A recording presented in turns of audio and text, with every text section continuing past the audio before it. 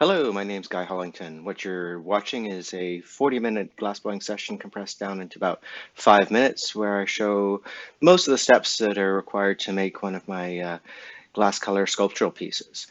So far, you've seen I've got some color, some white in this case, color on the pipe, and I've just gone off to get another gather. And now blocking it using a cherry block that's kept submerged in water, and putting a little bit of air into the thing to start the bubble off.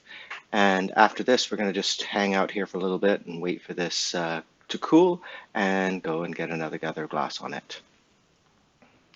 The glass tank holds about 500 pounds of glass when full, and it's kept permanently at about 2100 degrees Fahrenheit, somewhere around 1000 degrees Celsius, which keeps the glass nice and liquid for our use.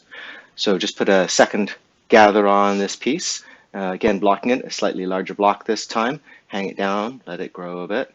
And now I'm going to add some color to the outside of this. And Jeff, who's assisting me, has put some color on this steel table we call a marber. We use that for pickup of color and also for shaping the pieces.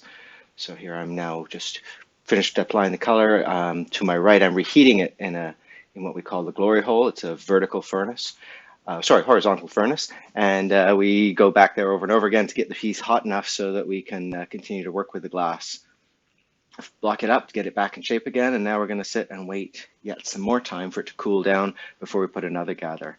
If you get the gather of glass on top of a gather that's already too hot, it becomes pretty uncontrollable. You might either lose some of the glass in the tank, or when you come out, the whole thing wants to just slide off the pipe. So you need some sort of a stable mass that's there to control it and give you some working time.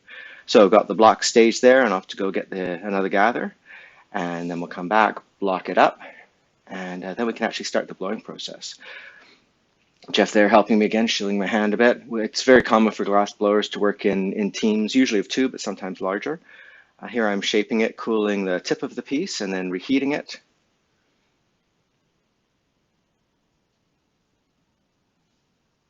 And some more shaping. And we'll get a little bit of air into it, just blowing into the pipe just off camera there. You can see it inflate slightly. We use wet newspaper as one of the primary tools to control the piece as it gets larger.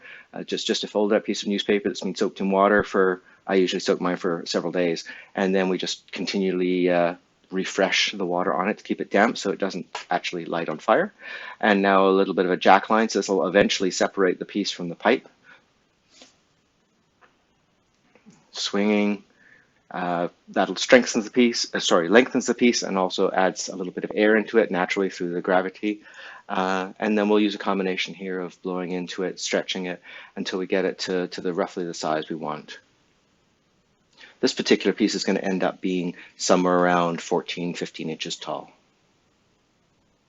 You can see that it's a white background, and that orange that seems to be on top is actually a light gray color. The finished piece will appear at the very end of this video. And we're just checking the size of it. The annealers that we have, those blue boxes on the left-hand side at the back there, is where the piece has to reside after we finished it. And we can't go much taller than those annealers, otherwise the piece physically won't fit. A little more inflation, you can see it get a little bit larger there. And now we're going to switch over to one of the more fun bits where we actually compress the glass and flatten it on both sides. We're using a pair of cork paddles there. And Jeff is ably assisting me, twisting the pipe as we need it, and also keeping his thumb over the hole in the pipe so that the air doesn't escape as I squish it. So it's very much like squishing a slightly deflated balloon. You don't want the air to go rushing out, you want the air to push the sides out. And you'll see the piece is warm enough to just slowly be sagging there between each of the turns.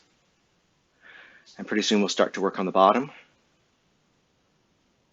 And we are back again. Yep, now starting to work on the bottom of the piece. Again, as you push the bottom in to flatten it so it can stand somewhere, it pushes up the sides, so it'll go back and forth between the paddle and the cork paddles, the wooden paddle and the cork paddles. And just make sure that's going to stand nicely for us. Yeah, it's looking like we're just about done now. So get the torch out, and this just reinforces that constriction area we started earlier to make sure that we're going to get a nice clean break there. Jeff is getting some gear up.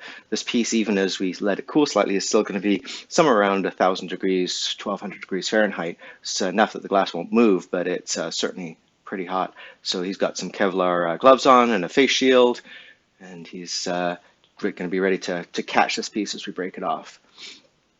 So here we go, a little bit of water on both sides, and get ready and bonk it off, torch the top, and in it goes. That's the process.